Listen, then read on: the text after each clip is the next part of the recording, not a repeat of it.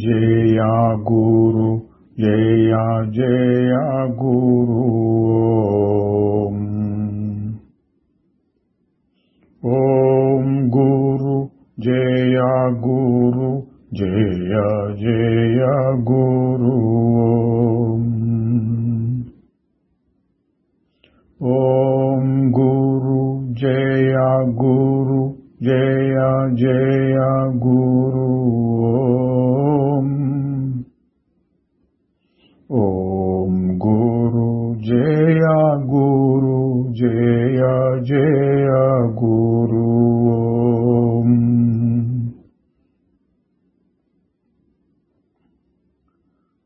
శ్రీ నిసర్గదత్త మహారాజు కీ జై.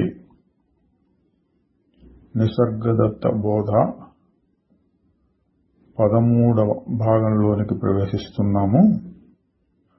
ముందుగా క్రిందటి భాగంలోని ముఖ్యాంశాలు. ఒకరు ప్రశ్నించారు, నేను శరీరం కాదు అని మీరు అంటున్నారు, సరే, కానీ నేనిప్పుడు మాట్లాడేది శరీరంతోటే కదా, అందువలన శరీరం నేను కాకపోయినా శరీరం లోపల ఉండి నేను మాట్లాడుతున్నాను కనుక శరీరం నాది అవుతుందేమో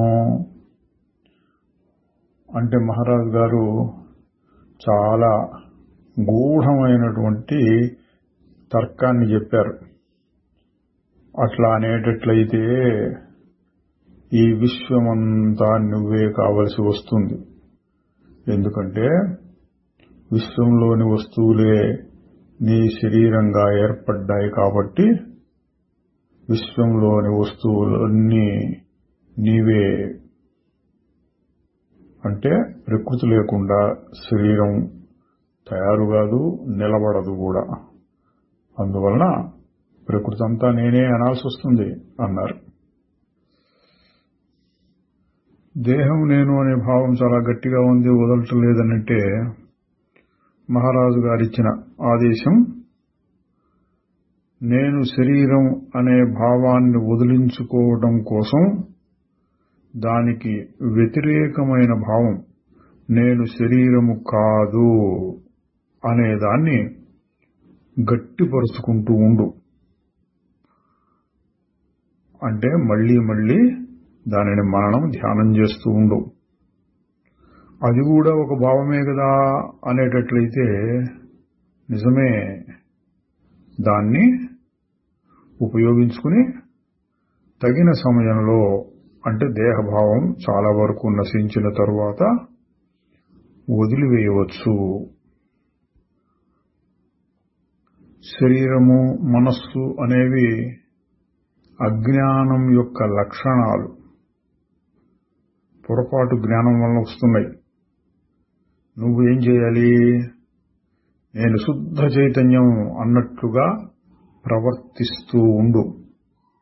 శరీరం లేదు, మనస్సు లేదు, కాలం లేదు, దేహం లేదు అన్నట్లుగా ప్రవర్తిస్తూ ఉండు. ఈ భావాన్ని నువ్వు వ్యతిరేకించకు, ఎప్పుడూ దాన్ని నిరాకరిస్తూ ఉండకూడదు. నువ్వు అంగీకరించకపోయినా కనీసం వ్యతిరేకించకుండానైనా ఉండు. నమ్మకం లేకపోయినా అపనమ్మకం కూడా లేకుండా మొదలుపెట్టు. తర్వాత క్రమక్రమంగా అదే అభివృద్ధి కలుగుతుంది. తరువాత ఒకరి ప్రశ్న, ప్రస్తుతం మీరు ఎటువంటి స్థితిలో ఉన్నారో? మహారాజు గారు చెప్పారు, ఏ అనుభవము లేని స్థితిలో ఉన్నాను. ఆ స్థితిలోనే అన్ని అనుభవాలు కలుగుతూ ఉంటాయి. ప్రపంచంలో ఉండే అనుభవాలన్నిటికీ మూలం నిశ్చలం, నిరాకారం, నిర్మలం, నిరామయం, ఏం చెప్పడానికి వీల్లేని స్థితి. అది ఏ అనుభవమూ కానటువంటి అనుభవం. అందులో నుంచి అన్ని అనుభవాలు వస్తున్నాయి అన్నారు. మీరు ఇతరుల మనస్సుల్లో దూరి వారి భావాలని పసిగట్టగలరా అంటే మహారాజు గారు అన్నారు, దానికి ప్రత్యేకమైన శిక్షణ కావాలి. ఆ విధమైన శక్తి కోసం నాకు అవన్నీ తెలియవు, నాకు తెలుసుకోవలసిన అవసరం కూడా లేదు అన్నారు. తరువాత ఒక ఆయన ప్రశ్న, పరబ్రహ్మ అంటే పరమాత్మ అన్నిటికంటే గొప్పదైనటువంటి, అన్నిటికీ మూలమైనటువంటి తత్వము అంతటా ఉన్నది అని చెప్తున్నారు. దానివల్ల మనకి ఏంటి లాభం అంటే మహారాజు గారు అన్నారు, నా సామాన్లు పెట్టుకోవడానికి చోటు కావాలి, కానీ ఆకాశం అక్కర్లేదు. నేను తాగటానికి టీ, కాఫీ మొదలైనవి కావాలి, కానీ నీరు అక్కర్లేదు అన్నట్లుగా ఉంటుంది. అంటే నీకు ఏం కావాలన్నా మూలం అన్నిటికీ ఆ పరబ్రహ్మమే.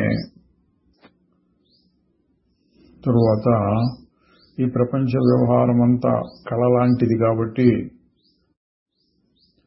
ఆ కళకి ఎటువంటి ముగింపు కలిగించాలి అంటే చాలా గొప్పదైనటువంటి పరిస్థితుల్లో దాన్ని ముగించాలా, సుఖాంతంగా అంటుంటారు, మంచి సుఖం కలిగేటువంటి స్థితిలో దాన్ని ముగించాలా అంటే మహారాజు గారు చెప్పారు, అవన్నీ అనవసరం. నువ్వు చేయవలసిందల్లా నేను కళలో ఉన్నాను అని గ్రహించటమే. అంటే కళ లాంటిది ప్రపంచం కాబట్టి ప్రపంచం ఎట్లా పోతే ఏమిటి, ప్రపంచానికి నేను అతీతము అని గ్రహించటం ముఖ్యం అన్నారు. తరువాత కోరికలనేవి తనలో ఏదో లోటు, కొరత ఉన్నది అనుకోవటం వలన వస్తున్నాయి.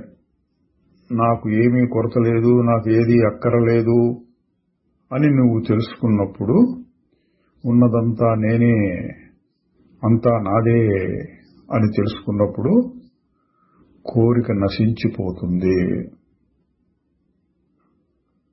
శుద్ధ చైతన్యాన్ని ఎల్లప్పుడూ అభ్యసిస్తూ ఉండాలా అని అడిగితే, చైతన్యం అభ్యసించాల్సింది కాదు, నిన్ను నువ్వు తెలుసుకోవడానికి నువ్వుగానే ఉండాలి. నువ్వు కానిదేదో దానిని నిరాకరిస్తూ ఉంటే అది కలుగుతుంది. నువ్వు ఊరక ఉండాలి అంతే. పునర్జన్మల గురించి చర్చ వచ్చింది. మహారాజు గారిని అడిగారు, మీ పాత జన్మలు మీకు గుర్తుంటాయా? అట్లా మహారాజు గారు ఏమన్నారంటే, నేను ఉన్నాను, ఉంటాను, అందుకు కాను నాకు భూతకాలం అంటే అయిపోయినది అవసరం లేదు, రాబోయేటటువంటి అంటే భవిష్యత్ కాలం కూడా అవసరం లేదు. ఏ అనుభవాలు కలిగినా అవన్నీ ఊహామాత్రాలే. నేను ఊహించను కనుక పుట్టుక లేదు, చావు లేదు. తమను తాము పుట్టినట్లు భావించుకునే వారికే పునర్జన్మల్ని గురించిన ప్రశ్నలు వస్తాయి.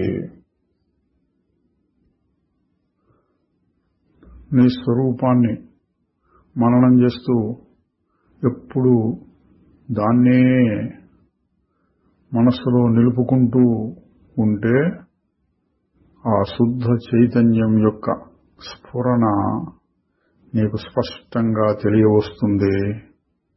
అప్పుడు ఈ ప్రపంచమంతా మాసిపోతుంది. అంటే ఏమీ మారనటువంటి స్వరూపాన్ని గుర్తించినప్పుడు మారిపోయే స్వరూపం లేనే లేదు అన్నట్లుగా తోస్తుంది.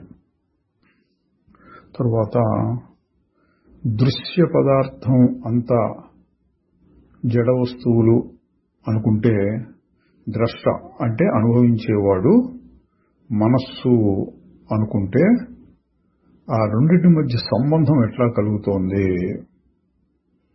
అంటే మహారాజు గారు చెప్పారు, ఒక అంశున జడ వస్తువుగా దృశ్యంగా కనిపించేది మరొక అంచులో మనస్సుగా కనిపిస్తుంది.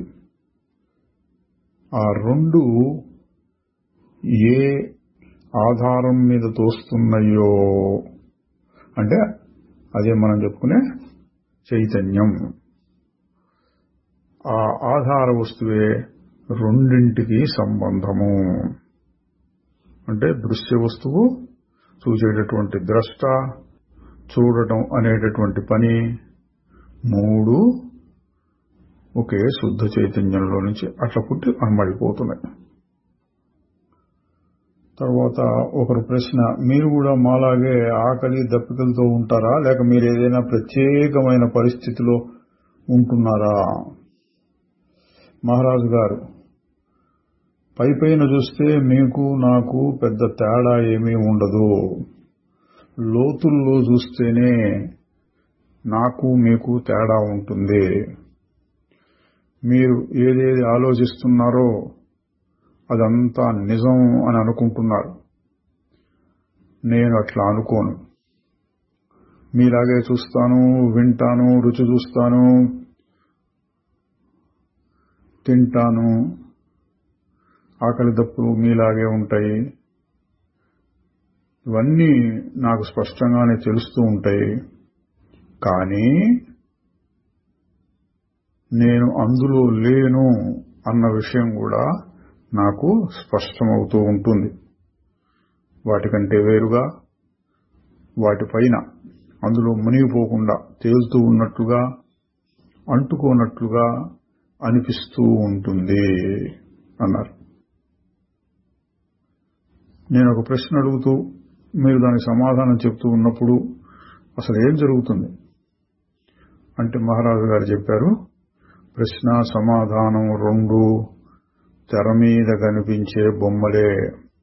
పెదిమలు కదులుతూ ఉంటాయి, శరీరం మాట్లాడుతూ ఉంటుంది. ఒక క్షణం తర్వాత తెరంతా ఖాళీ అయిపోతుంది. నా స్థితి ఏమంటే, నేను ఇది కాదు, అది కాదు, ఏది నాది కాదు అనేటువంటి భావం చాలా గట్టిగా ఉంది. ఏదైనా ఇతర భావం మనస్సులో వచ్చి రాగానే ఇది నేను కాదు అన్న భావం కూడా వస్తుంది. అంటే అప్పటికప్పుడే అజ్ఞాన భావాన్ని తీసేసేటువంటి జ్ఞానభావం కూడా కలుగుతుంది అన్నారు.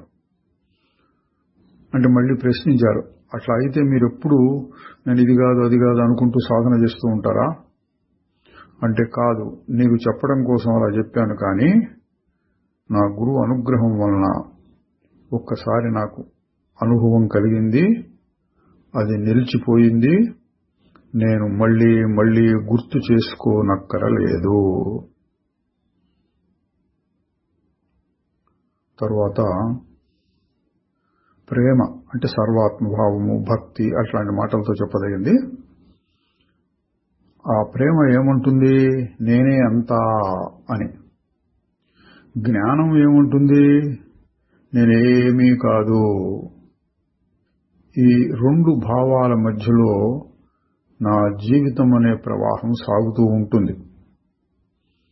దాన్ని వ్యక్తం చేయడానికే నేను చెప్తూ ఉంటాను, రెండు నేనే, లేక ఏది నేను కాదు, లేక రెండింటికి అతీతమైనటువంటిది. అంటే సందర్భానుసారంగా అంతా నేనే అనొచ్చు, అసలు నేను ఏది కాదనొచ్చు, అసలు ఉంది లేదు అది ఇదనే మాటలే లేకుండా నిశ్శబ్దం, నిశ్చలం, నిర్మలం, భావాతీతం ఆ స్థితిలో కూడా ఉండొచ్చు. సందర్భాన్ని బట్టి మూడు రకాలుగాను చెప్తూ ఉంటాను అన్నారు. శ్రీ నిసర్గదత్త మహారాజుకి జై. ఇప్పుడు మనం 13వ భాగంలోనికి ప్రవేశిస్తున్నాము. అధ్యాయం 58. ప్రశ్న, ఆత్మసాక్షాత్కారం కోసం మీరెప్పుడు నేను అన్న భావం మీదనే మనస్సు నిలబెట్టి చూస్తూ ఉండాలి అని చెప్తూ ఉంటారు. నేనెవరు అన్న భావం మీద మనస్సును పెడితే ఆత్మానుభవం ఎట్లా కలుగుతుంది అంటే, ఆత్మ ఇటువంటి భావాలకి, ఆలోచనలకి, అంటే మనసుతో చేసిన ఏ పనికైనా అతీతం కదా, దీని ద్వారా అది ఎట్లా వస్తుంది అని ఆయన అభిప్రాయం. ఇక్కడ ఇంకోటి గమనించాల్సింది ఏంటంటే, ఆ నేను అన్న భావం మీద దృష్టి పెట్టు, మా గురువు గారు చెప్పారు, నేను అదే చేశాను, నమ్మకంతో చేశాను, నాకు అనుభవం కలిగింది అని మహారాజు గారు చాలాసార్లు చెప్తూ ఉంటారు. ఇక్కడ అడిగిన ఆయన ధోరణి ఏంటంటే ఊరికే నమ్మటం కాదు, అసలు దానివల్ల ఎట్లా కలుగుతుంది అని కొంచెం తర్కముతో ప్రశ్నిస్తున్నాడు. మహారాజు గారు అయితే ఒక్కొక్కసారి చేసి చూడు నీకే తెలుస్తుంది అంటారు, ఒక్కొక్కసారి దానికి వివరిస్తూ ఉంటారు. ఇప్పుడు అట్లా చెప్తున్నారు ఆయనకి. గమనింపు అన్న దానిలోనే చూచేవాడు, చూడబడేది రెండింటి యొక్క స్థితి మారుతూ వస్తుంది. అంటే చూచేవాడు రకరకాలుగా చూడకుండా ఒకదాన్ని చూస్తూ ఉంటే వాడు కొంచెం ఏకాగ్రత వస్తుంది. అట్లాగే చూడబడేది కూడా రకరకాలు కనపడకుండా ఏదో ఒకటే కనపడుతూ ఉంటుంది. ఆ విధంగా చూచేవాడు చూడబడేది రెండింటిలో కొంత మార్పు వస్తుంది అన్నారు. మనస్సు సూక్ష్మమైనవి, కొంచెం కష్టమైనవి అయిన విషయాలని దాటేసి తనకు తేలిగ్గా ఉండేది అనుకూలమైన వాటి వైపు పరిగెడుతూ ఉంటుంది. ఇప్పుడు నేను అన్నదాన్ని గమనించటం వలన మనస్సు అది చేసే రకరకాల సంచారాలు నీకు బాగా అర్థమవుతూ వస్తాయి. గమనించటంలో చురుకుదనం వస్తే అది సత్వగుణం పెరుగుతుంది అని తెలియజేస్తుంది. ఆ సత్వగుణం రజో తమో గుణాలని తగ్గించి మనస్సులో తెలియకుండానే కొన్ని మార్పుల్ని తీసుకొస్తుంది. ఆ మార్పులు మనకంత తేలిగ్గా గమనించేటట్లు ఉండవు, కానీ ఏదో ఒక లోతైన మూలంలో అజ్ఞానం నుండి జ్ఞానానికి పోయే మార్గాన్ని మనకి అందిస్తుంది. సారాంశం ఏంటంటే సత్వగుణం బాగా అభివృద్ధి చురుకుగా చూడటం మొదలు పెడితే మనస్సులో మార్పులు రావటం మొదలు పెడతాయి. సత్వగుణం పెరగడం అంటే అంతర్ముఖం పెరుగుతోంది. సత్వం పెరిగిన కొద్దీ అటు నిలకడగా చురుకుగా చూసే శక్తి, అందువల్ల ఆత్మానుభవం కలిగేటటువంటి పరిస్థితి పెరుగుతుంది.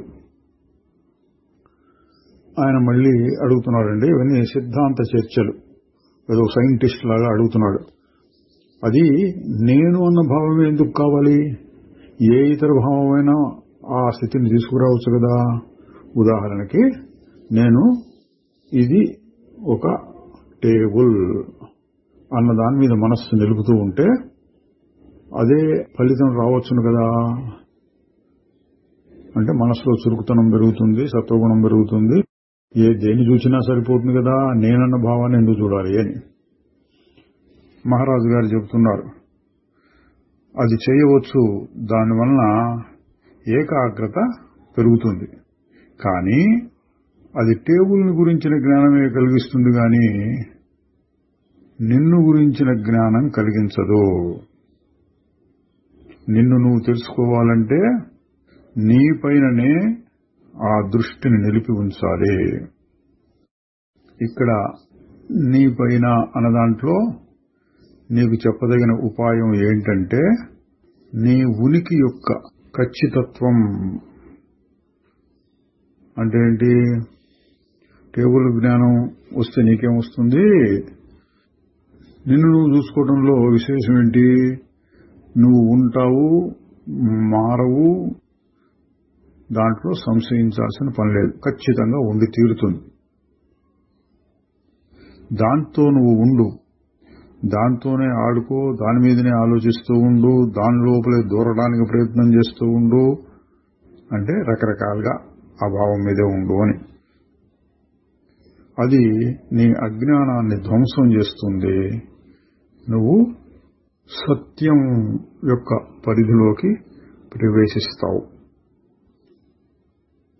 మళ్ళీ ప్రశ్న, అట్లా నేను అన్న దాని మీద దృష్టి నిలపడానికి అసత్యం యొక్క పొరలు తొలగిపోవడానికి ఏమైనా సంబంధం ఉన్నదా? మహారాజు గారు, నిన్ను నువ్వు తెలుసుకోవాలి అనే కోరికే తయారుగా ఉన్నావు అనటానికి గుర్తు. ఆ కోరిక లోపల నుంచే రావాలి. నీకు తగిన అర్హత కలిగే వరకు నీకు అటువంటి కోరిక గాని, ఆత్మవిచారణ చేయటానికి కావలసిన శక్తి గాని తగినంతగా రావు.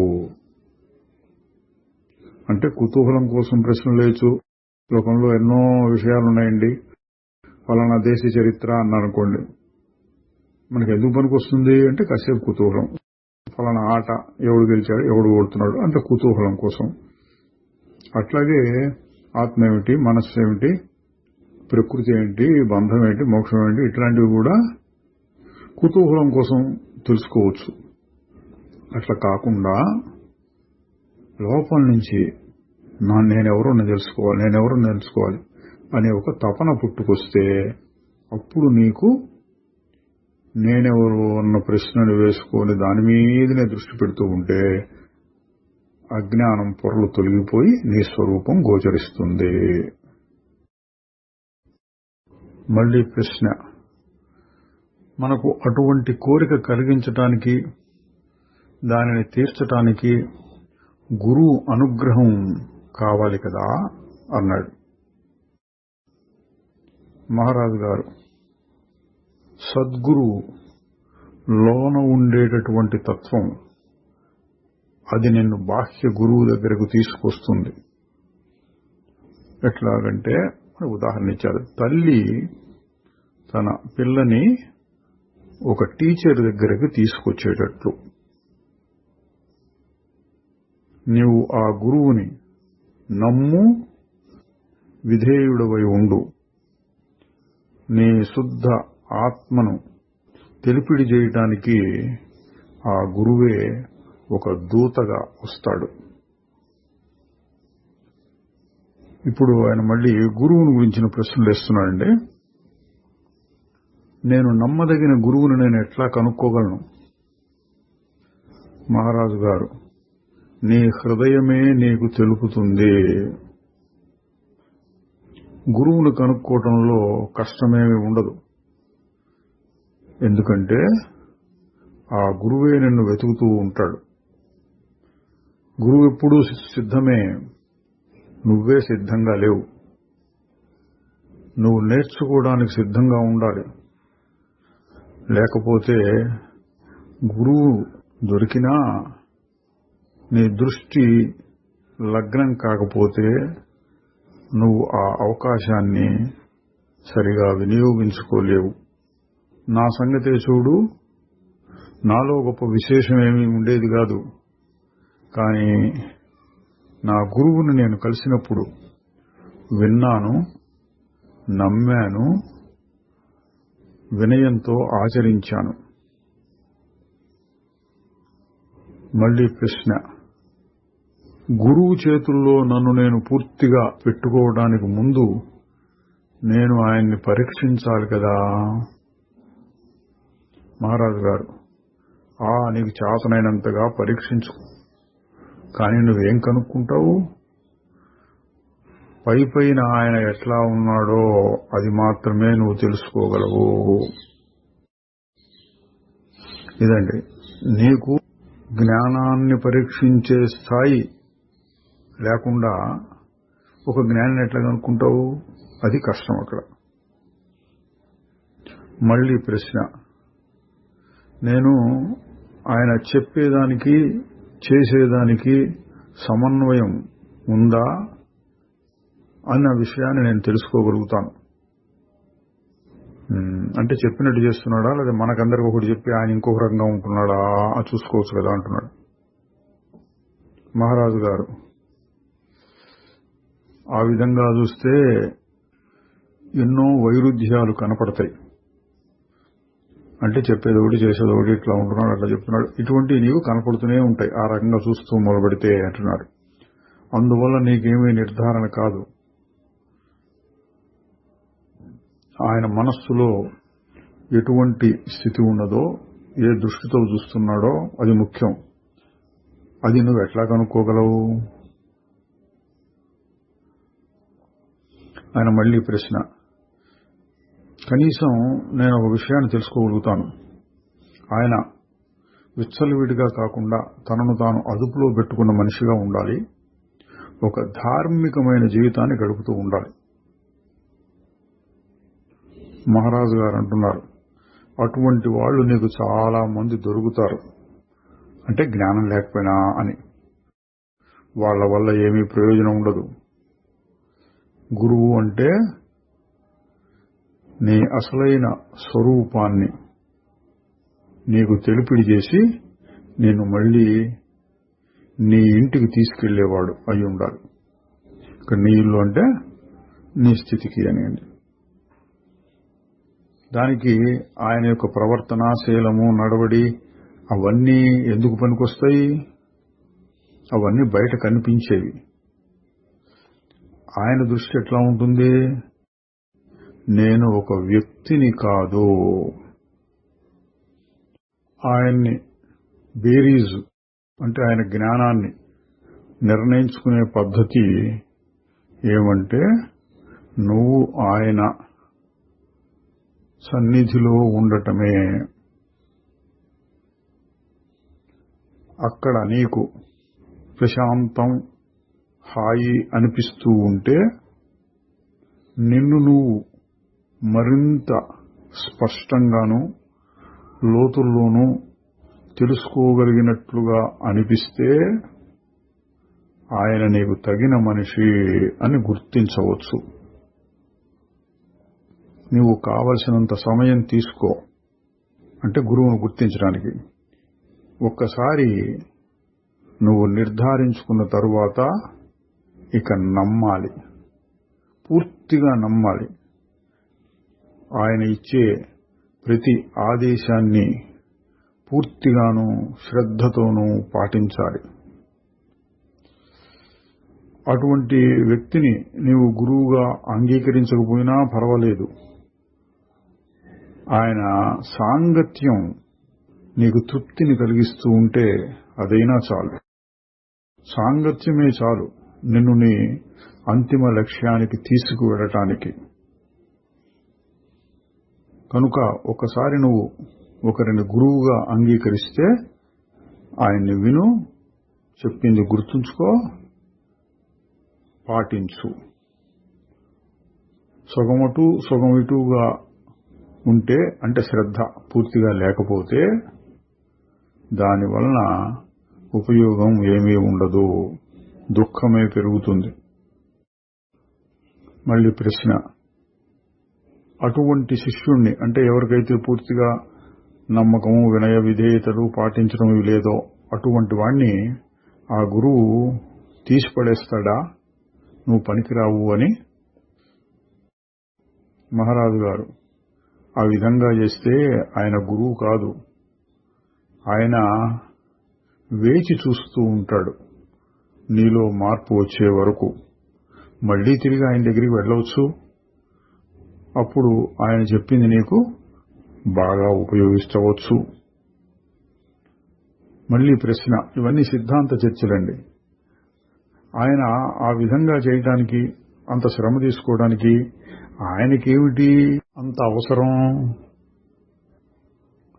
మహారాజు గారు అంటున్నారు, దుఃఖం, ఆ దుఃఖాన్ని తీసివేయటం అంటే తన చుట్టూ ఉన్న జనం దుఃఖపడుతూ ఉండటం, అజ్ఞానం అనే పీడకల్లో బాధపడుతూ ఉండటం చూచి వారిని మేల్కొల్పాలి అనుకుంటాడు. ఇతరుల బాధ, దుఃఖానికి సహించలేకపోవటమే ప్రేమ అన్నారండి. అంటే గురువు ఏదో ఇతర ప్రయోజనాలు ఆశించి కాదు, ప్రేమ వలన అన్నాడు. ప్రేమ అంటే ఏంటి? ఇంతకుముందు చాలాసార్లు వచ్చింది మహారాజు గారు చెప్పే వాటిలో. తనను తాను అంతటా చూసుకోవడం వలన ఎవరి బాధైనా చూస్తే తనకే బాధ కలిగినట్లు అనిపిస్తుంది క్షణికంగా. దీన్ని ఇంకో రకంగా చెబితే అందరిలోనూ దేవుణ్ణి చూచి ఆ దైవతత్వానికే నేను సేవ చేయాలి అనుకోవటం అన్నట్లు కూడా చెబుతూ ఉంటారు. ఏదైనా సరే వ్యక్తిగతంగా ఒక ఆశ ఏమీ ఉండదు, కేవలం అవతల వారిని ఉద్ధరించాలనే కోరిక మాత్రమే ఉంటుంది. దాన్ని ప్రేమ అన్నారు. మళ్ళీ ప్రశ్న, నా మొదటి గురువే చివరి గురువుగా ఉండాలా, లేక నేను ఒక గురువు నుంచి మరో గురువుకి వెళ్ళవలసి ఉంటుందా? అంటే ఒకసారి గురువుని అంగీకరిస్తే చచ్చే వరకు అదే గురువా, లేక మార్చుకోవచ్చా గురువుల్ని అన్నట్టు అడిగారని. మహారాజు గారు తన పద్ధతిలో చెబుతున్నారు. ఇప్పుడు విశ్వమంతా నీకు గురువే, ప్రతి దాని నుంచి నువ్వు నేర్చుకోవచ్చు. నువ్వు శ్రద్ధతోటి యోచనా శక్తితోటి ఉంటే, నీ మనస్సు స్పష్టంగా, నీ హృదయం శుద్ధంగా ఉంటే నువ్వు ఎవరి దగ్గర నుంచైనా నేర్చుకోవచ్చు. అటువంటి శక్తి లేని వారి కోసమే అంతర్గతమైన గురువు బాహ్య గురువుగా వస్తాడు. నువ్వు ఆయన్ని అంగీకరించేటట్లు కూడా ఆయనే చేసుకుంటాడు అన్నారు. అంటే దీని అర్థం ఏంటంటే, గురువును మార్చొచ్చా మార్చకూడదు అన్నదానికి సూటిగా చెప్పకుండా, నీకు కనుక తగిన శక్తి ఉంటే ఎక్కడి నుంచి అయినా నేర్చుకోవచ్చు. ఆ శక్తి లేకపోతే ఆయనే నిన్ను పట్టుకుని నిన్ను నడిపిస్తూ ఉంటాడు. మళ్ళీ అసలు గురువు అనేది తప్పనిసరా? ఇవ ప్రశ్నలన్నీ గురువు మీద వస్తున్నాయండి. మహారాజు గారు, తల్లి అనేది అవసరమా అన్నట్లుగా ఉంది నీ ప్రశ్న. అంటే పిల్లల్ని కనటానికి తల్లి కావాలి, వాళ్ళని పెంచడానికి కూడా తల్లి కావాలి. అట్లా గురువుని ఆ పోలికతో చెప్పారు. ఆ శక్తి సహాయం ఒక మానుష రూపంలో ఉండవలసిన పని లేదు. అది ఒక సూక్ష్మమైన శక్తిలాగా, ఒక విజ్ఞాన మెరుపులాగా ఉండవచ్చు. కానీ ఏదో ఒక రకమైన సహాయం కావాల్సిందే. లోపల ఉన్న నీ ఆత్మ నిన్ను గమనిస్తూ ఉంటుంది. కుమారుడు తండ్రి వద్దకు తిరిగి రావాలి అని కోరుకుంటూ ఉంటుంది. సరైన సమయంలో ఎంతో వాత్సల్యంతో అటువంటి పరిస్థితుల్ని కల్పిస్తుంది. ఇది అంతర్గతమైన నీ ఆత్మయే అంటున్నారు. చూడండి, మనం అప్పుడప్పుడు చెప్పుకుంటూ ఉంటాం ఈశ్వరో గురురాత్మేతి అని. అంతా తెలిసిన వాళ్ళకి చూస్తే అంత ఆత్మే. కాబట్టి ఆత్మే తనకు తానే బోధించుకుని తానే ఉద్ధరింపబడుతోంది అనాలి. కొంచెం కింది స్థాయిలో చెప్తే, ఈ జీవుణ్ణి కొడుకులాగా పోల్చారు. కొడుకును మళ్లీ తండ్రి దగ్గరికి చేర్చడం కోసంగా ఎవరు? ఆ ఆత్మే, అంతర్గతమైన ఆత్మ పనిచేస్తూ ఉంటుంది అన్నారు. అవసరమైన సమయంలో బాహ్య గురువుగా ఒక సందేశాన్ని తీసుకుని వచ్చే వ్యక్తిగా అదే బయటపడుతుంది. దీని సారాంశం ఏంటండి? గురువును వెతకాలి, ఆ గురువును పట్టుకోవాలి, ఆ గురువు ఎట్లా ఉండాలి, ఇవన్నీ కాదు. నీకు ఆత్మజ్ఞానం కోసము, అనాత్మను వదిలించుకోవడం కోసము లోపల ఒక తపన లాంటిది మొదలైతే పరిస్థితులన్నీ దానికి తగినట్లుగా వచ్చి ముందు లోపల నుంచి నడిపించడం, తర్వాత బాహ్యంలో గురువుగా తోచడం, మళ్లీ విశ్వమంతా నీ గురువుగా అయిపోవడం, ఇవన్నీ వాటంతటా జరుగుతాయి. ముఖ్యం నీలో ఉండవలసిన ఆ శ్రద్ధ, తపన. తరువాత అధ్యాయం 59. ప్రశ్న: సత్పదార్థం ఆనందం అయ్యేటట్లయితే మనకి లౌకికంగా కలిగే సుఖాలు కూడా ఏదో రకంగా దానికి సంబంధించినవే అయి ఉండాలి కదా. ఇవ్వండి మళ్ళీ సిద్ధాంతపరమైన చర్చలండి. వీళ్ళు ఎక్కువగా విదేశాల నుంచి వచ్చిన వాళ్ళు సైన్సులు, తర్కశాస్త్రం, న్యాయశాస్త్రం ఇట్లాంటివన్నీ చదివిన వాళ్ళు ఉంటారు. వాళ్ళకి ఎక్కువగా ఇటువంటి ప్రశ్నలు వస్తుంటాయి. మన వాళ్ళైతే గురుగారు ఏదో మాకు మంత్రోపదేశం చేయాలి, అది నేను అనుకుంటూ ఉంటాను, నన్ను ఏం చేయమంటారో చెప్పండి అని ఒక నమ్మకము, ఇట్లాంటివి ఉంటాయి. సరే, ఆయన ప్రశ్నిస్తున్నాడు. ఆనందం అంటే ఆత్మగా ఉంటుంది, సచ్చిత్ ఆనందం అని చెప్తాం కదండి. ఆత్మకి ఆ ఆనందానికి ఎన్నో లౌకికంగా వచ్చే సుఖాలకి సంబంధం ఏదో ఉండాలి కదా.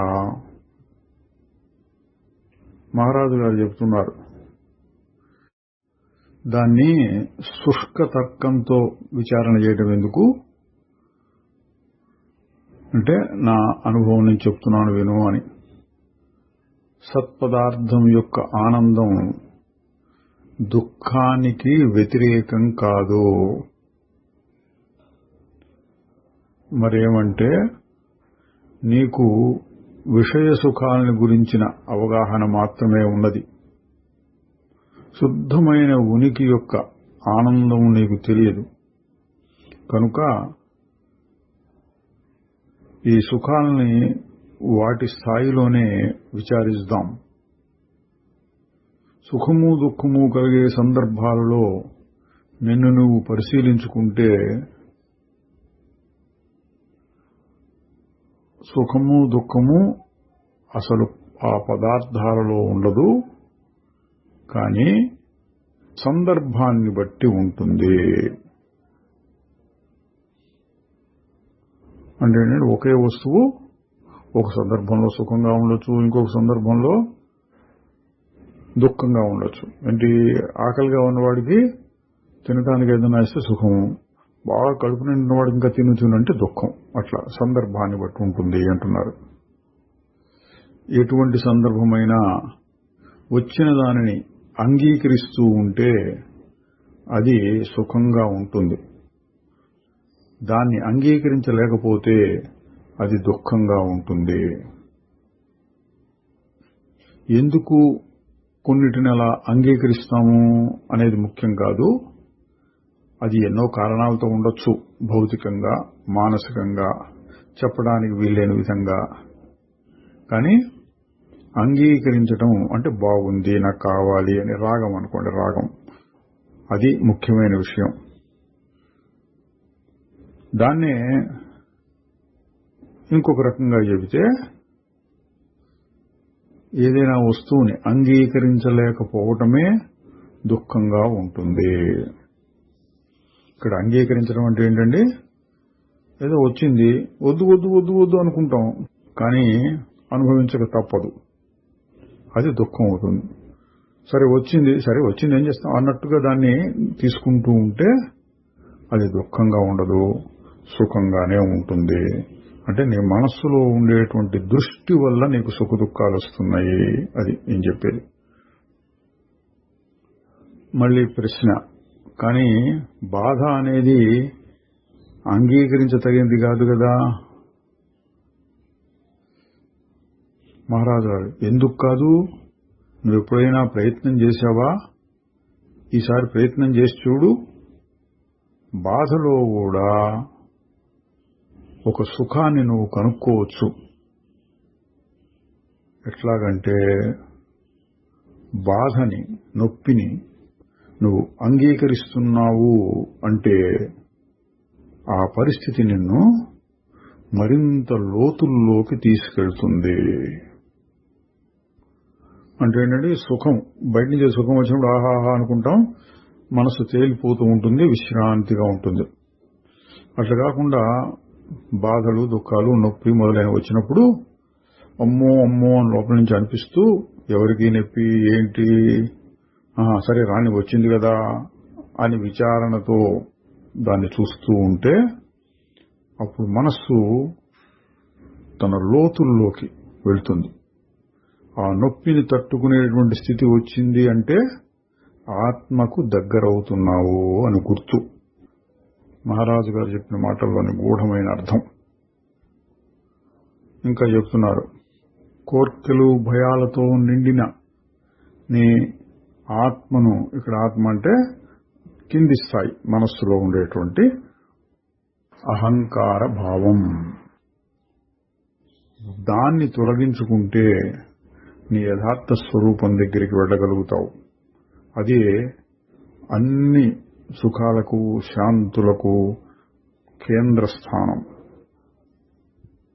ఎప్పుడు ఏదో సుఖం కోసం అంటే బాహ్యంగా సుఖం కోసం వెతుకుతూ ఉండటం అనే కోరిక కూడా లోనున్న దేశకాలాతీతమైన ఆనందానికి గుర్తు. అంటే లోపల ఒక ఆనందం ఉన్నది కాబట్టి దాన్ని చేరుకోవటం కోసంగా ఈ కోరికలు భయాలు కలుగుతున్నాయి. అటువంటి సంబంధం ఉన్నదన్నమాట అండి. లోనున్న ఆనందానికి పైన వచ్చే కోరికలకి సంబంధం ఏంటంటే పై కోరికలేమో ఇది కావాలి ఇది కావాలి ఇది కావాలన్నట్టుగా ఉంటాయి.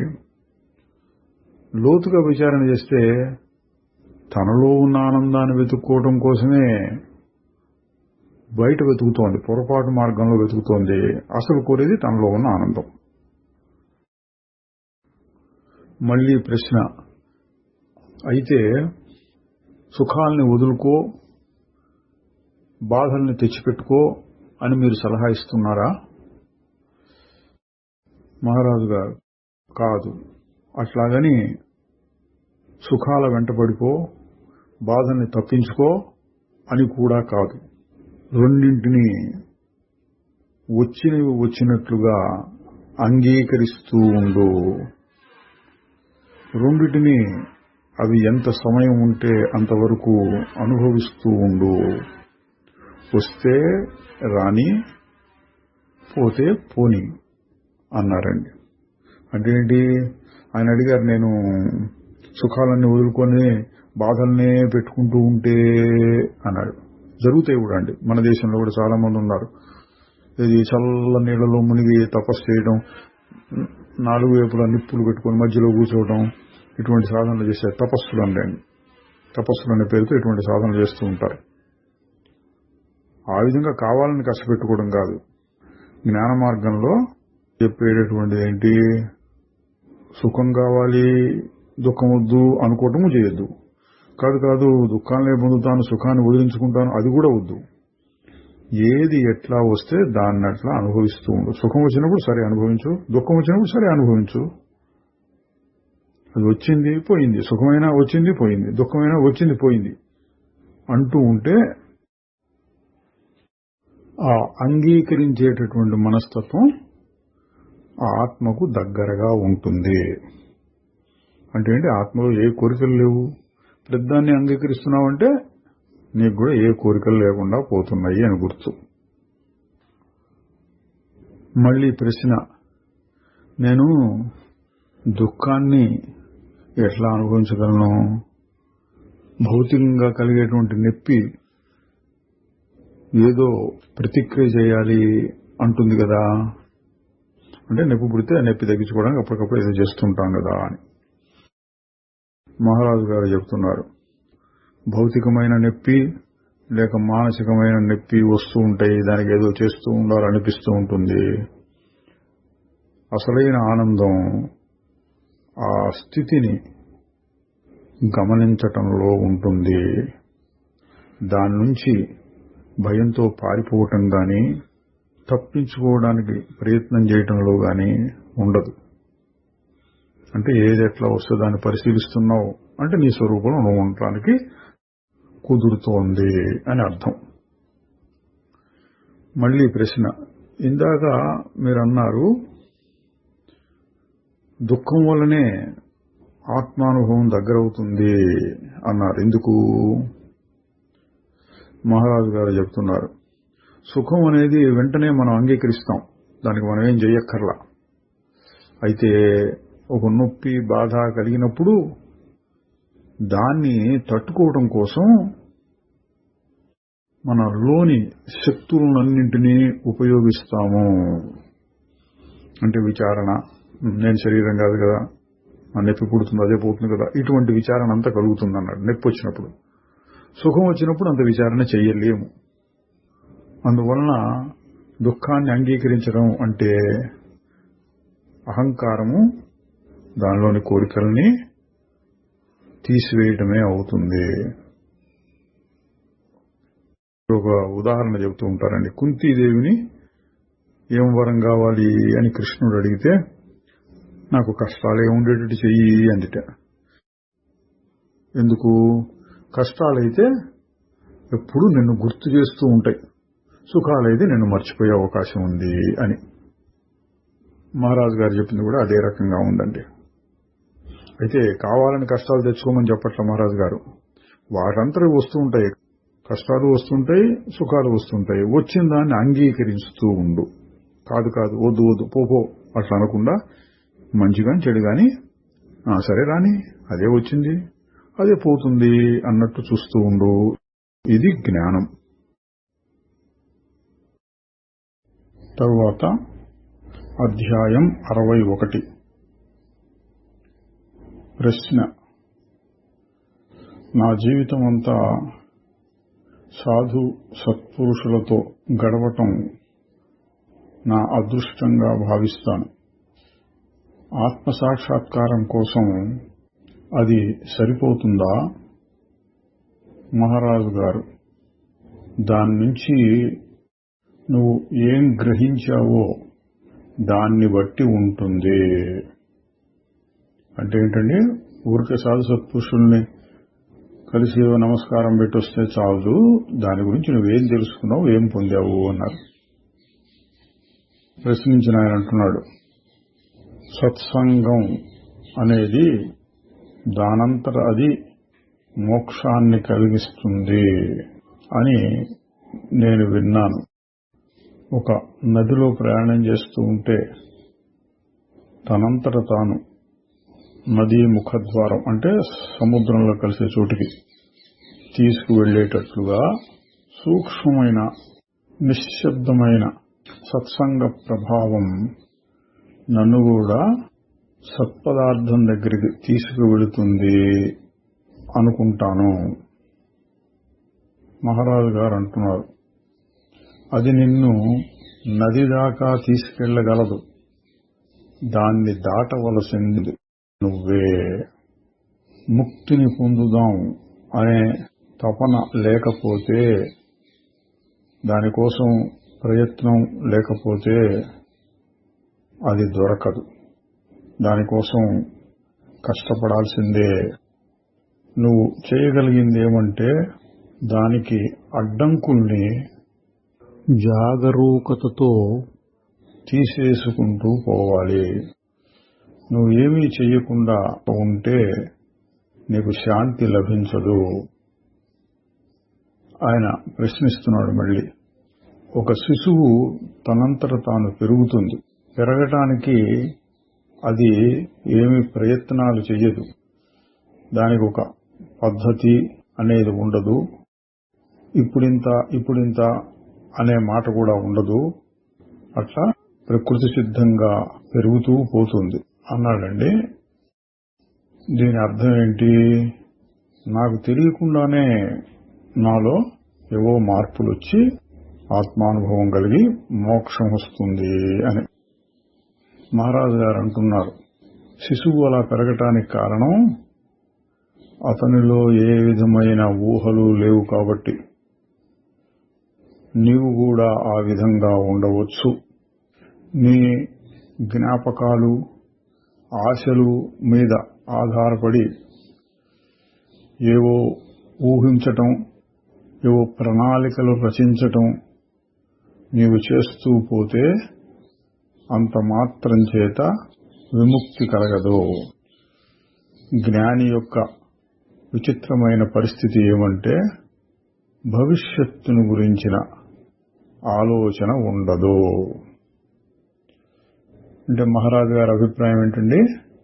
నువ్వు భవిష్యత్తును గురించి మోక్షం వస్తుంది కదా అని ఇవన్నీ ఆలోచిస్తున్నావు అంటే నీకింకా ఆ స్థితి కలగలేదు. అందువలన నువ్వు ఎంతో మంది సాధు సత్పురుషులతో కలిసి ఉండొచ్చు, కానీ నీకు ఇంకా ఆ స్థితి కలగలేదు అంటున్నారు. మహారాజు గారు చూపించిన రుజువేంటి? నువ్వింకా ఆశిస్తూ ఉన్నావు ఏదో వస్తుంది అని. ఆయన అంటున్నాడు, జ్ఞానికి కూడా దుఃఖాన్ని కలిగించే సందర్భాలు ఎన్నో ఉంటాయి కదా. దానికి మహారాజు గారి సమాధానం, జ్ఞాని ఎన్నో ఇబ్బందులను ఎదుర్కోవచ్చు, కానీ దానివల్ల దుఃఖం పొందడు. ప్రపంచం అంటే నువ్వు ప్రపంచాన్ని తెలుసుకుంటూ ఉండటమే. అంటే నీ తెలివి కంటే వేరుగా ప్రపంచం లేదు. ఆ ప్రపంచమంతా నిలబడి ఉండటానికి కావలసిన చోటు నీ నుండే వస్తున్నది. నీ కల్పనలను ఆపై దానితో అంటుకోవటం అంటే సంగం తీసేయి. ఇకప్పుడు ఏం మిగులుతుంది? దానికి అడిగిన ఆయన సమాధానం చెప్తున్నాడు, ప్రపంచం ఉంటుంది, నేను కూడా ఉంటాను. మహారాజు గారు చెప్తున్నారు, నిజమే, కానీ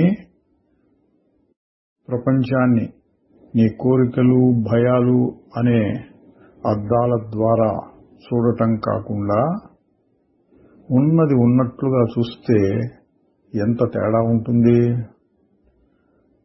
ఆయన మహారాజు గారు చెప్పిన సూక్ష్మ భావాన్ని పట్టుకోకుండా మళ్ళీ అడుగుతున్నాడు, ప్రతివారు సుఖం కోసమే వెతుకుతున్నాడు, దానికోసమే పాకులాడుతున్నాడు.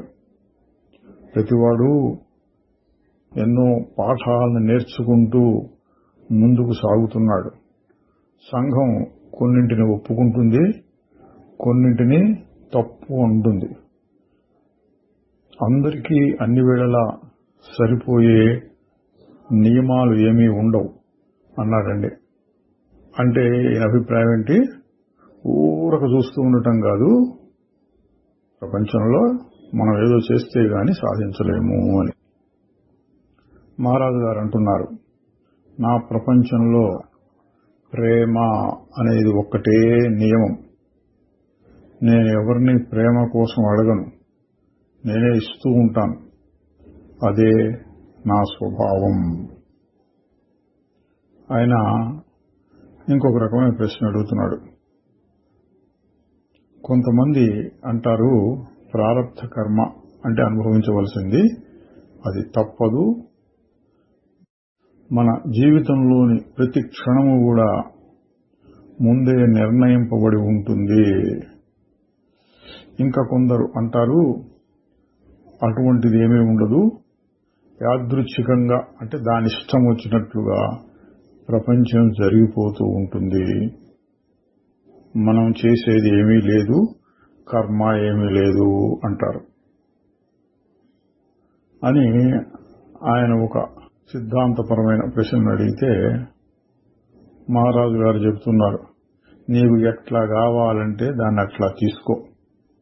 నీ జీవితంలో అన్ని ఏదో ఒక నియమం ప్రకారం జరుగుతున్నట్లుగాను అనుకోవచ్చు, లేదా చెప్పడానికి వీల్లేని పద్ధతిలో వాటి ఇష్టం వచ్చినట్లు అవి జరుగుతూ ఉన్నాయి అని కూడా అనుకోవచ్చు. ఈ వివరణలన్నీ మనస్సును తృప్తిపరచటానికే. అవి నిజం కాకపోవచ్చు. అసలైన సత్ పదార్థం నిర్వచనాలకు లొంగనిది, దానిని వర్ణించలేము. అంటే మహారాజు గారి అభిప్రాయం ఏంటండి, లోకంలో చాలా తరచుగా వచ్చే మాటే పదార్థం ప్రకారం జరుగుతోందా, లేక ఈశ్వరుడి ఇష్టం ప్రకారం జరుగుతోందా, లేక దాని ఇష్టం వచ్చినట్టు జరుగుతోందా, ఇవన్నీ సిద్ధాంతపరమైన ప్రశ్నలు. కొందరు అట్లా కొందరు ఎట్లా చెప్తుంటారు. నువ్వు కూడా నీకు నచ్చినట్టు తీసుకో. అసలు సత్పదార్థం వీటన్నిటికీ అతీతమైనటువంటిది. అందులో ప్రపంచము లేదు, సంఘటనలు లేవు, కర్మలు లేవు, యాదృచ్ఛికము లేదు అని తన స్థాయిలో సమాధానం చెప్పారు. ఆయన మళ్ళీ అదే ప్రశ్న ఇంకో రకంగా అడుగుతున్నాడు. నేను ఒకప్పుడు పుట్టాను, దానికి కారణం నా అంతరాత్మ ఆ విధంగా కోరి ఈ జన్మను తీసుకున్నదా, లేక యాదృచ్ఛికంగా తనంతట తాను జరిగిపోయిందా? నా పరిస్థితులన్నీ వారసత్వము బాహ్య పరిస్థితుల వల్ల మలసబడుతున్నాయా, లేక నా ప్రారబ్ధ కర్మ వలన ఇట్లా జరుగుతోందా అని మళ్ళీ ఇందాకటి ప్రశ్నే. మహారాజు గారు తన పద్ధతిలో చెప్తున్నారు. ఆయన మొండిగా అడుగుతుంటే వీరు కూడా మొండిగానే సమాధానం చెప్తున్నారు. నా తల్లిని తండ్రిని నేనే ఎంచుకుని పుట్టాను అని ఎవరు చెప్తున్నారో వాళ్ళకే తమ తర్వాత జన్మల గురించి తెలుస్తాయి. నాకు సంబంధించినంత వరకు నేనసలు పుట్టనే లేదు అంటాను. అంటే మహారాజు గారి సాయిని చెప్తున్నారు. ఎందుకు ఆ పిచ్చి ప్రశ్నలన్నీ, ప్రారంభం వల్ల జరిగితే ఏంటి, ఇంకో దాని వల్ల జరిగితే ఏంటి, ఇందులోంచి ఎట్లా బయటపడతావో చూసుకోవాలి. దాని మీదట ఆయన అడుగుతున్నారు, మీరు నా ఎదురుకుండా కూర్చుని నా ప్రశ్నలన్నింటికి సమాధానం చెప్తున్నారు కదా, అంటే నేను పుట్టనే లేదంటే ఎట్లా కుదురుతుంది అని. మహారాజు గారు చెప్తున్నావు, నువ్వు నా శరీరాన్ని మాత్రమే చూస్తున్నావు, అది పుడుతుంది చస్తుంది. ఆయన ఊరుకోకుండా మళ్లీ అడుగుతున్నాడు, ఈ శరీరాన్ని తయారు చేయడానికి నిలబెట్టుకోవడానికి చాలా గొప్ప తెలివి శక్తి కావాలి, అవి ఎక్కడి నుంచి వస్తున్నాయి అంటే పురాణ పద్ధతిలో చెబితే ఫలానా దేవుడు దీని అంతటి సృష్టిస్తున్నాడు, ఆయన శక్తి వల్లనే జరుగుతుంది, అవన్నీ విని విని వచ్చి ఉంటాడు. ఆ పద్ధతిలో అడుగుతున్నారు. మహారాజు గారేమో అసలు నేను పుట్టడం లేదు, ప్రపంచమే లేదు, నా లోకంలో నువ్వు లేవు నేను లేను ఇట్లా చెప్తూ ఉంటారు. ఇప్పుడేమంటున్నారు, అక్కడ ఊహాశక్తి మాత్రమే ఉన్నది, తెలివి శక్తి అన్నీ నీ ఊహలోనే జొరబడి ఉన్నాయి. అవి నిన్ను ఎంతగా పట్టి పీడిస్తున్నాయంటే నువ్వు యథార్థం నుంచి ఎంత దూరం వెళ్లిపోయావో నువ్వు గ్రహించలేకుండా ఉన్నావు అని కొంచెం మందలిస్తూ ఉన్నట్టేనండి. చెప్పాను కదా, ఆయన మొండిగా అడిగితే ఈయన మొండిగా సమాధానాలు చెప్తున్నారు. అంటే ఏంటి, ప్రపంచానికి కావలసినటువంటి పదార్థము తెలివి శక్తి అన్ని నీ ఊహలోనే ఉన్నాయి. ఆ తెలివి శక్తి అన్ని కల్పనా శక్తిగా మారి ఇవన్నీ సృష్టిస్తోంది, ఇంతకంటే ఏం లేదు, నువ్వు దీన్ని తెలుసుకోలేక అది నిజం నిజం అనుకుంటూ ఈ ప్రశ్నలు అడుగుతున్నావు అని. ఇట్లాగే ఇంకొంత చర్చ నడిచింది. తర్వాత ఆయన ఇంకొక స్థాయిలో అడుగుతున్నాడు, సార్ మీకేమైనా అవసరాలు గాని కోరికలు గాని ఉన్నాయా, వాటిని గురించి నేనేమైనా చేయగలనా, అంటే మీరేమైనా విరాళాలు అట్లాంటివి తీసుకుంటారా, మీకేమైనా కానుకలు ఇవ్వచ్చునా అన్నట్లు. మహారాజు గారు, నాకు లేనిదేమిటి, నువ్వు ఇవ్వగలిగిందేమిటి, పదార్థాలన్నీ మనస్సును తృప్తిపరచడానికి, కానీ నేను నాతోటే తృప్తి చెందుతున్నాను, నాకంతకంటే ఇంకేం కావాలి. మళ్లీ ప్రశ్న, కానీ మీకు ఆకలేస్తే తినటానికి ఆహారం కావాలి, ఏదైనా రోగం వస్తే మందులు కావాలి, అవి తప్పవు కదా. మహారాజు గారు సమాధానం, ఆకలి అనేదే ఆహారాన్ని తీసుకొస్తుంది, రోగం అనేది మందుల్ని తీసుకొస్తుంది, అదంతా ప్రకృతి ధర్మం అన్నారు. ఇది మహారాజు గారు ఎప్పుడు చెప్పేదేనండి.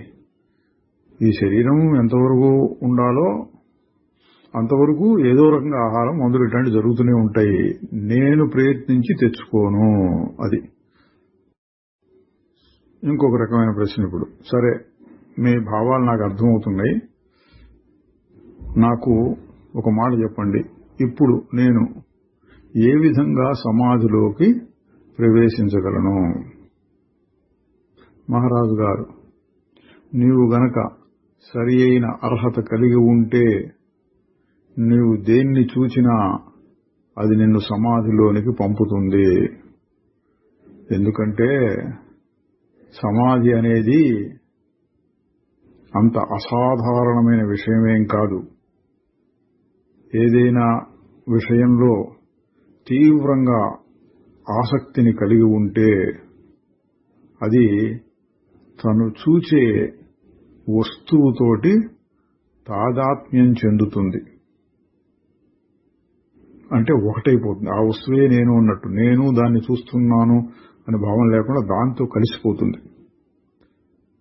అక్కడ చూచేవాడు, చూడబడేది రెండూ కూడా చూడటం అనే పనిలో కలిసిపోతాయి. వినేవాడు, వినబడింది రెండూ కూడా వినటం అనే దాంట్లో కలిసిపోతాయి. ఆ విధంగా చూస్తే ప్రతి అనుభవము సమాధిని కలిగిస్తుంది. ఇది చాలా గంభీరమైనటువంటి సత్యం అండి. చాలా మందికి ఇది అనుభవంలోనే ఉంటుంది, కానీ చాలా మంది పట్టించుకుని ఉండరు. చాలా తీవ్రంగా ఏదైనా పనిలో మనం మునిగిపోయి ఉంటే పక్కన ఏం జరుగుతుందో కూడా తెలియదు. ఆకలి వేస్తున్న విషయం కూడా తెలియదు. శరీరంలో ఏమైనా బాధలు ఉన్నా కూడా ఆ క్షణంలో అన్నీ మర్చిపోయినట్టు అవుతుంది. అంటే తీవ్రమైన ఏకాగ్రతతో దాన్ని పరిశీలిస్తూ ఉంటే అప్పుడు నేను అనేటువంటి అహంకారం ఈ శరీరంలోంచి లేచిపోయి ఆ చూడబడేటువంటి పదార్థంతో కలిసిపోయి అంతా ఒకటిగా అనిపిస్తుంది. ఇది మన జీవితంలో కూడా గుర్తించవచ్చు. ఇంకా చాలా మంది పెద్దవాళ్ల జీవితాల్లో కూడా కనపడుతుంది. ఒక సైంటిస్ట్ గురించి చెబుతారు. ఆయన ఎవరినో భోజనానికి పిలిచాట. కానీ ఆయన ప్రయోగశాలలో ఏదో చేసుకుంటూ ఆ విషయమే మర్చిపోయినాడు. చాలా ఆలస్యంగా భోజనం చేయడానికి వచ్చాడు. స్నేహితుడిని పిలిచిన విషయం కూడా మర్చిపోయినాడు. అక్కడ ఖాళీ పల్లెలు పడేసి ఉన్నాయి. అంటే ఆ స్నేహితుడు తినేసి వెళ్ళిపోయినాడు. ఈయన వచ్చే రకం కాదులే అనుకుని. ఈయన అనుకున్నట్ట, ఓహో ఇందాకనే తిన్నట్టున్నా, నేను వచ్చి మర్చిపోయాను కదా అని మళ్లీ తన పనిలో తను వెళ్ళిపోయినట్ట. ఇది తీవ్రమైన ఏకాగ్రత ఉంటే అది సమాధే. భావ సమాధి అంటుంటారు అటువంటి వాటిని. ఇంకొక ఆయన ఏదో పువ్వులను చూచారు, డాఫోడిల్స్ అని, మన బంతి పువ్వులు అట్లాంటివేవో. అది చూస్తూ ఉండగానే ఆయనకు రకమైన సమాధి కలిగింది అంటారు. ఆ విషయాన్ని మహారాజు గారు ఆయనతో చెప్తున్నాడు. సమాధి నువ్వు కావాలనుకుంటే ఇప్పటికిప్పుడే వస్తుంది అన్నారు. ఆయన మళ్లీ ప్రశ్నిస్తున్నాడు, మీరెల్లప్పుడూ సమాధి స్థితిలోనే ఉంటారా? మహారాజు గారు అంటున్నారు, కాదు ఉండను. సమాధి అంటే మనస్సుకు సంబంధించింది. నేను సమాధి కంటే కూడా అతీతమైన స్థితిలో ఉంటాను అని కొంచెం చమత్కారంగా చెబుతున్నారు. నేను అన్నిటినీ మింగివేసేటటువంటి వాణ్ణి. నేను దేన్ని ముట్టుకుంటే అదంతా శూన్యమైపోతుంది. ఇక్కడ గమనించాల్సింది ఏంటంటే, ఆయన సమాధి అంటే ఫలానా రకంగా ఉంటుంది, ఒళ్ళు తెలియకుండా పోతుంది, అదొక రకమైన స్థితిలో కూర్చుంటారు చాలాసేపు, అదేదో దృష్టిలో పెట్టుకుని అడుగుతున్నాడు. మహారాజు గారు ఏమంటున్నారు, అదంతా మనసుకు సంబంధించింది, నాకు ఆ మనసుతో సంబంధం లేదు, సమాధి అనేది లేదు, నేను ఎప్పుడూ నా స్థితిలోనే ఉంటాను. మనస్సు ఉన్నవాడికి సమాధి అన్నమాట. నేను ఆ మనస్సుని దాటి వెళ్ళాను. ఆయనకి ఇది బాగా అర్థం కాల. ఎందుకనంటే ఎన్నో వినుంటాడు. చాలా మంది సరస్వతి పురుషుల దగ్గరికి వెళ్ళొచ్చానన్నాడు కదా, వాళ్లలో కొంతమంది సమాధి స్థితిలో కూర్చున్నట్లు వాళ్ళు చెప్పే మాటలు విని ఒక రకమైన అభిప్రాయాన్ని ఏర్పరచుకున్నాడు. మహారాజు గారేమో తన పద్ధతిలో చెబుతున్నారు. అందుకని మళ్లీ అడుగుతున్నాడు, ఆత్మసాక్షాత్కారం కోసం నాకు సమాధులు కావాలి. మహారాజు గారు, నీకు కావలసినంత ఆత్మానుభవం ఉండనే ఉన్నది, కానీ నీవు దానిని నమ్మటం లేదు. ధైర్యం తెచ్చుకో, నిన్ను నువ్వే నమ్ము. అది వస్తుంది. కొంతమందికి ఆత్మానుభవం గమనించలేనంత సూక్ష్మంగా కలుగుతుంది. కానీ వారికి కావాల్సిందేమంటే దానిపైన నమ్మకం కలగటమే. వాళ్ళల్లో మార్పు వచ్చినా వాళ్ళు దానిని గ్రహించలేరు. అట్లా ఏ విధమైన ఆశ్చర్యం లేకుండానే కలిగేటటువంటి స్థితులే బాగా నిలబడిపోయేటటువంటివి. అంటే మహారాజు గారు చెప్పేది ఏంటండి, అది వస్తుంది, వచ్చినట్లు కూడా నీకు తెలియకపోవచ్చు.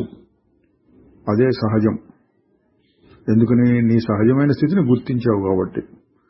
నాకు ఫలానా రోజున అట్లా ఒళ్ళు తెలియకుండా పడిపోయినట్లుగా అయిపోయింది అనేవి వస్తాయి పోతాయి అని ఎందుకు చెప్పారు?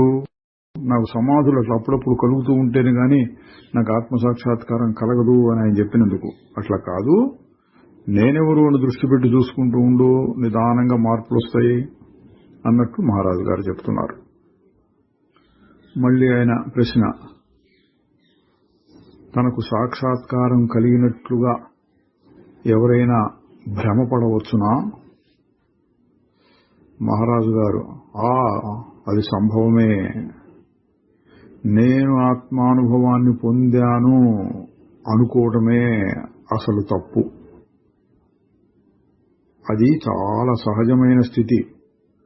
నేను ఇది, నేను అది అనే మాటలు అక్కడ ఉండవు. అంటే నేను ఇప్పటి వరకు ఒక రకంగా ఉన్నాను, ఈ క్షణంలో నాకు ఆత్మానుభవం కలిగింది, ఇట్లా మారిపోయాను అనుకుంటే అది సరైన అనుభవం కాదు అంటున్నారు. ఎందుకు? అది ఎప్పుడు ఉన్నది, ఎప్పుడు ఉన్నదాన్ని గుర్తించానంతే. నా పక్కనే ఏదో ఉంది. మామూలుగా అందరూ సెల్ ఫోన్ మర్చిపోయాను అనుకుంటారు అనుకోండి, ఇక్కడే ఉందని గుర్తించారు.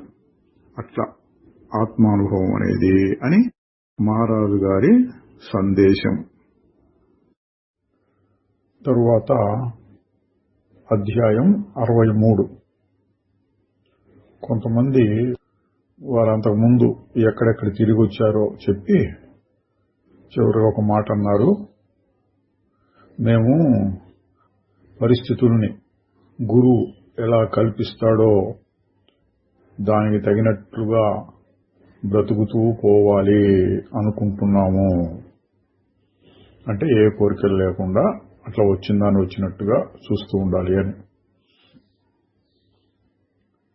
దాని మీద మహారాజు గారు అంటున్నారు, జీవితం అనేది ఒకటే ఉంటుంది, జీవించేవాడు ఉండడు.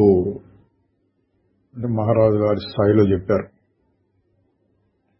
మళ్ళీ ప్రశ్న, ఆ విషయాన్ని మేము అర్థం చేసుకున్నాం, కానీ ఊరక జీవించలేక ఎప్పుడూ ఏవో ప్రయత్నాలు చేస్తూనే ఉంటాం. భవిష్యత్ కోసం ప్రణాళికలు రచించటం అనేది మమ్మల్ని పట్టి పీడిస్తున్న అలవాటుగా మారింది. మహారాజు గారు, మీరు ప్రణాళికలు వేసుకున్నా లేకపోయినా జీవితం సాగుతూనే ఉంటుంది. జరిగే సంఘటనల్ని మార్చగలం అన్న అభిప్రాయం ఉన్నంత వరకు నీకు స్వేచ్ఛ, విముక్తి ఉండదు. నేను చేస్తున్నాను అనే కర్తృత్వ భావం ఉంటూనే ఉంటుంది. కాబట్టి అది బంధమే. దాని మీద మళ్ళీ ప్రశ్న వచ్చింది. మా రోజువారీ జీవితంలో కర్త, ఆ కర్త చేసే పనులు రెండింటినీ అధిగమించి ఉండటం ఎట్లాగూ? మహారాజు గారు, జీవం అనేదాన్ని అనంతంగాను అవిభక్తంగాను, అంటే వేరు చేసి చూడటం, అది లేకుండాను ఎల్లప్పుడూ ఉన్నదానిగాను, ఎప్పుడూ చురుకుగా కదులుతూ ఉండేదానిగాను నీవు ధ్యానించాలి. దానితో నీవు తాదాత్మ్యం చెందుతూ భావించాలి. అది ఏమంత కష్టం కాదు. ఎందుకంటే అందుకోసం మీరు మీ సహజమైన స్థితిలోకే రావాల్సి ఉంటుంది. అదేదో కొత్తది కాదు. ఈ దృశ్యమంతా నీలో నుంచే వస్తున్నట్లు, అదంతా నువ్వే బయటపడేస్తున్నట్లు, మరెవరో కాదని తెలుసుకున్నప్పుడు నీ భయం అంతమవుతుంది.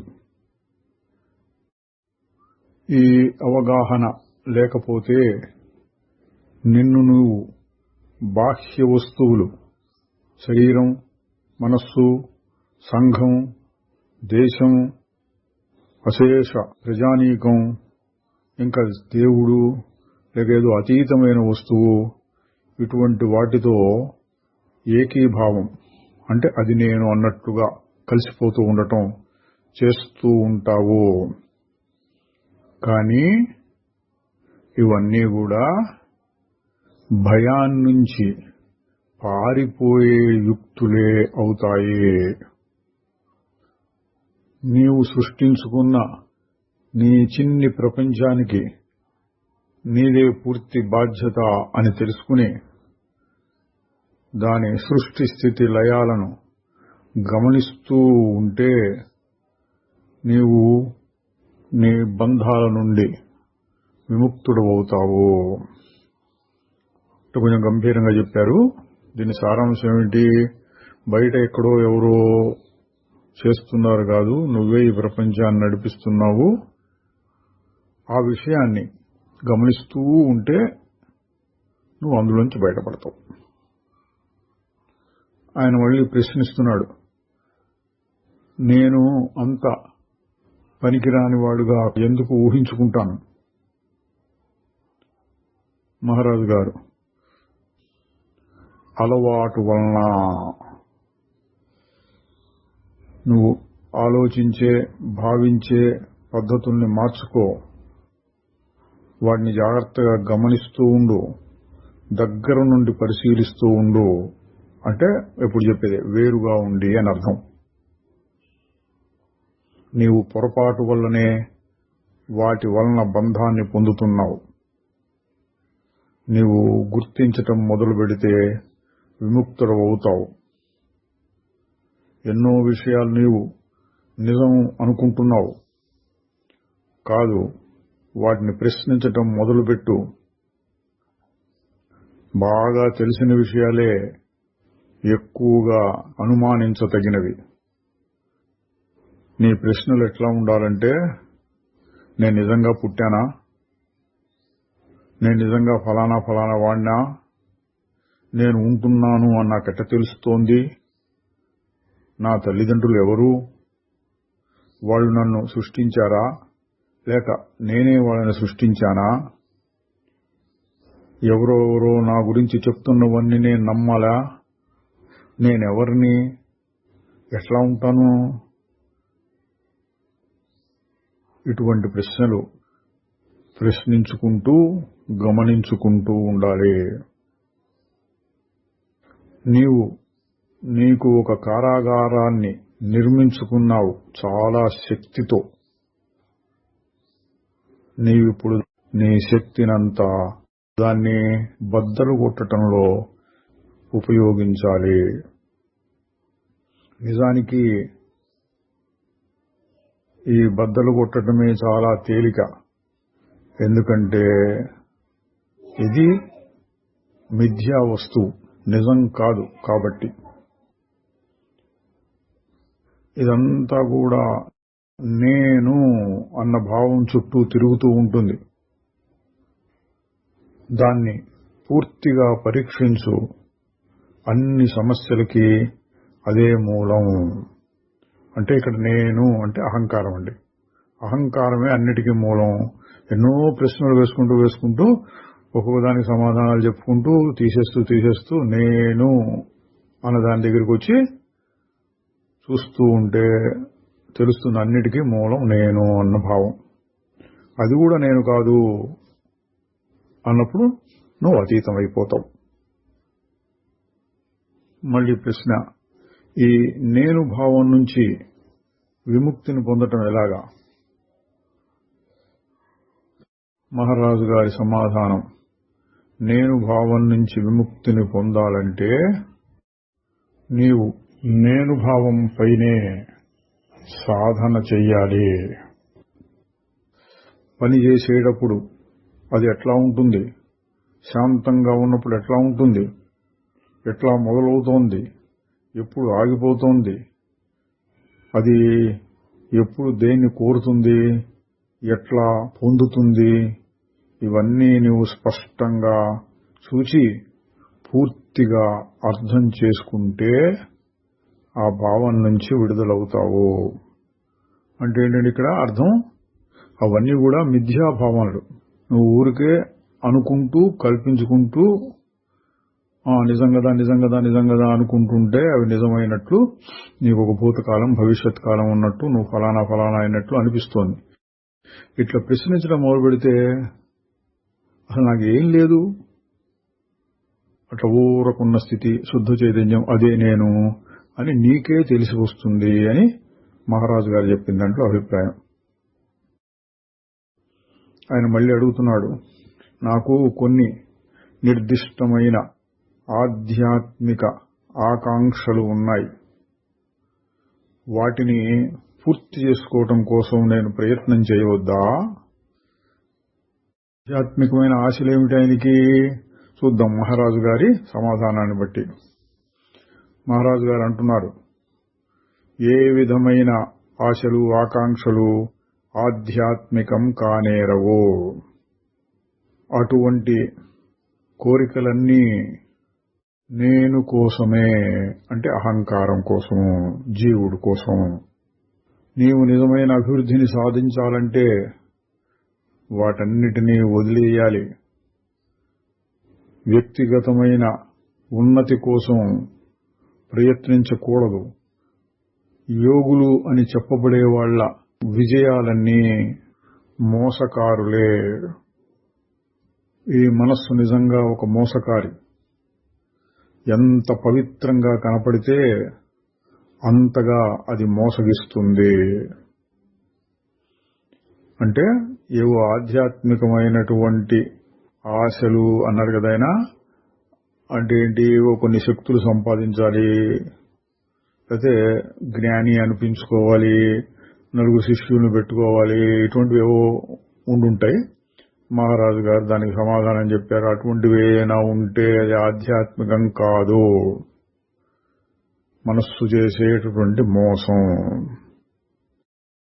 నేను యోగంలో చాలా అభివృద్ధి పొందాను, జ్ఞానం బాగా కలిగింది అనిపించి మళ్ళీ మోసం చేస్తుంది. అసలు మోసం ఎక్కడుంది?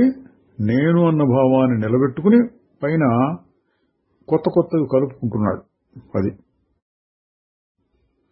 తరువాత ఆయన ఇంకొక రకమైన ప్రశ్న, జనం మీ దగ్గరికి తరచుగా వస్తూ ఉంటారు, వాళ్ల ప్రాపంచికమైన కష్టాన్ని చెప్పుకుంటూ ఉంటారు, మిమ్మల్ని సహాయం కోరుతారు, వాళ్ళకి ఏం సలహా చెప్పాలో మీకు ఎట్లా తెలుస్తుంది? మహారాజు గారు అన్నారు, నా మనస్సుకి అప్పటికి ఏది తోస్తే అది నేను వాళ్ళకి చెప్తాను. ఎవరితో ఎట్లా మాట్లాడాలి అనే దానిపై నాకు ముందుగానే ఎటువంటి ప్రణాళిక ఉండదు.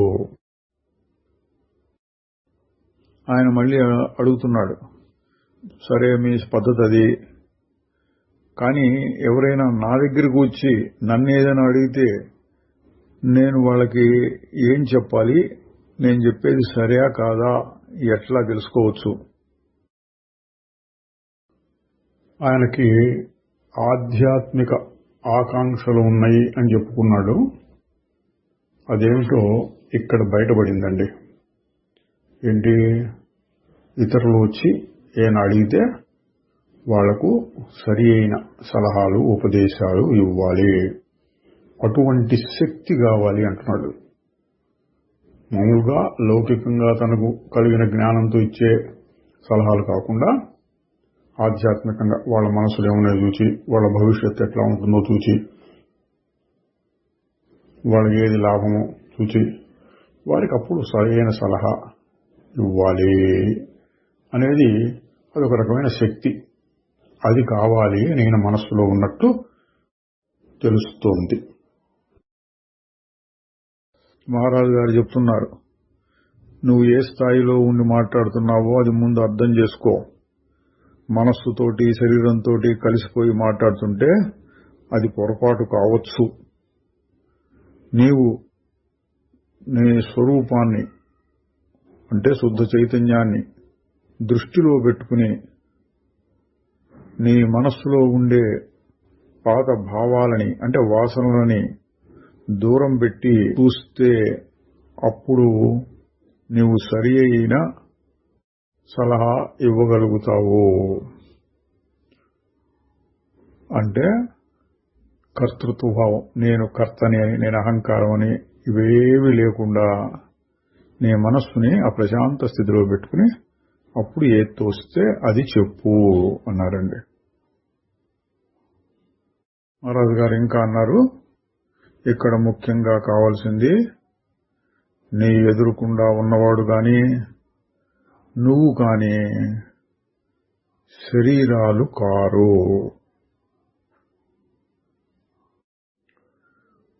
శ్రీ నిసర్గదత్త మహారాజుకు జై. చిదానందరూప